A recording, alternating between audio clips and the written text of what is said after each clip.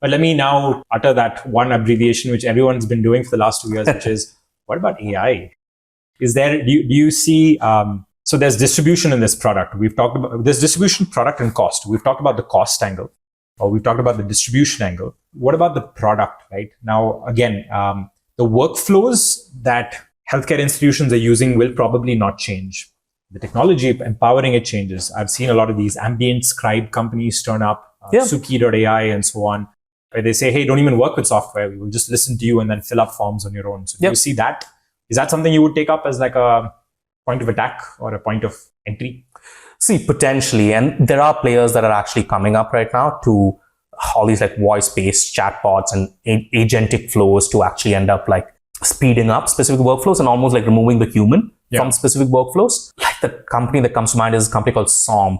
I saw a YouTube video of them. I'm like, oh, wow, this is really cool. It's like this AI-based voice bot that calls up the person and then asks them, confirms that they're actually coming for the appointment, collects the insurance detail, verifies things, answers questions for the patient. It's kind of cool, right? Like in terms of what they were actually doing there. Yeah. Jensen Huang at the NVIDIA presentation recently did this demo of Hippocratic AI. They raised $50 million. Go to their website and check it out. You and I can do it right now. These are like 10-minute long conversations where it feels like there's a human on the other side.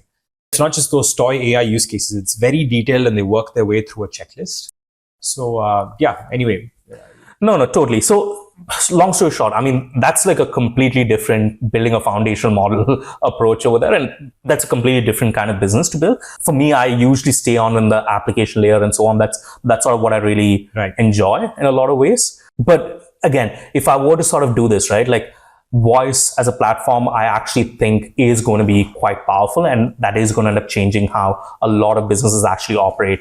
That being said, though, I would again wonder why the existing players end up adopting the same things, right? Is really what I would actually wonder. Because they have the distribution advantage. They will have similar sort of cost advantages. But so I would love, the way I would almost approach it is, what is a similar kind of niche out there? Is there an opportunity there to go after? Yeah. Right? That's sort of how I would go about doing it. I mean, a few thoughts on this. Like I would look at so on the technology side, right? I would look at the curve of commoditization. Yeah. So we've seen these, I mean, the scary thing for someone building in AI is that the curve gets commoditized super soon. The things that OpenAI launches in a fancy demo, within 6 months, any developer sitting in their house, in their bedroom, could land up building something similar because these foundational AI companies want that curve to not be steep.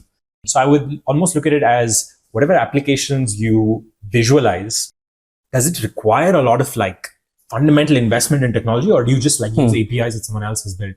Right now, it feels like more of the API thing. If it's ever the former, then I think there's an opportunity for an incumbent in case the application use case makes sense, because the provider would not probably have a large R&D budget to try these things out, or would not be willing to take a contrarian take.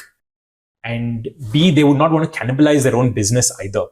Because if all of a sudden you turn around and say, hey, here is like a voice-based system, voice-based EHR, right? You've almost got to go in and like eat up your own business where you have an existing sales team that's been trained to sell a certain kind of product. So I think if you marry all of these factors together, I think there is a world where AI could make a difference. But as it stands with the state of tech today, I would tend to agree with you. I don't know. I feel like there's less cannibalizing that's actually happening here. And the reason why I say that is because, hey, your cannibalizing happens almost if, like, for example, like with Google, right? It took them a while to actually move into this world and say that, hey, they're going to be investing very heavily in AI. They're going to build one box, etc., etc. They're going to focus on giving answer versus blue links, right?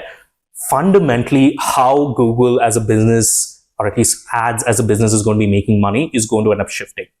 In this particular case, it's like, oh, there is software A or there's software B. Right? You're still there's no change in the business model almost that's happening. Yes, people will need to get trained on how to actually sell this new piece of software, on how to do demos and stuff like that.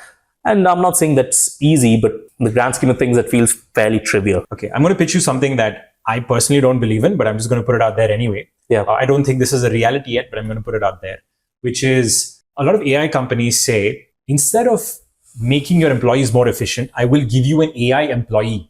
So instead of measuring yourself as percentage of time saved for an employee, they literally turn around and say, wipe out an entire department or like gut 90% of the workforce and just deploy my AI. So again, we're speaking without use cases, which always makes us very speculative. And I don't want to be that VC who's speaking very high level. But what do you think about that world where you say we don't need an interface?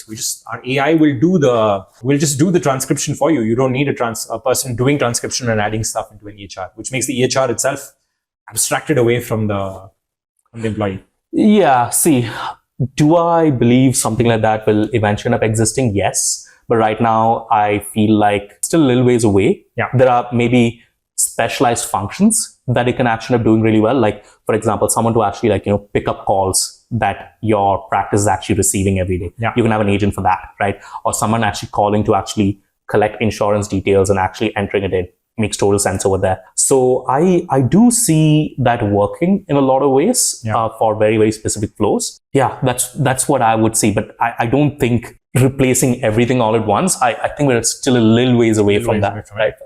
But it is going to happen though, right? It will end up happening at some point or another. Thank you for watching. If you like this clip, please like and subscribe.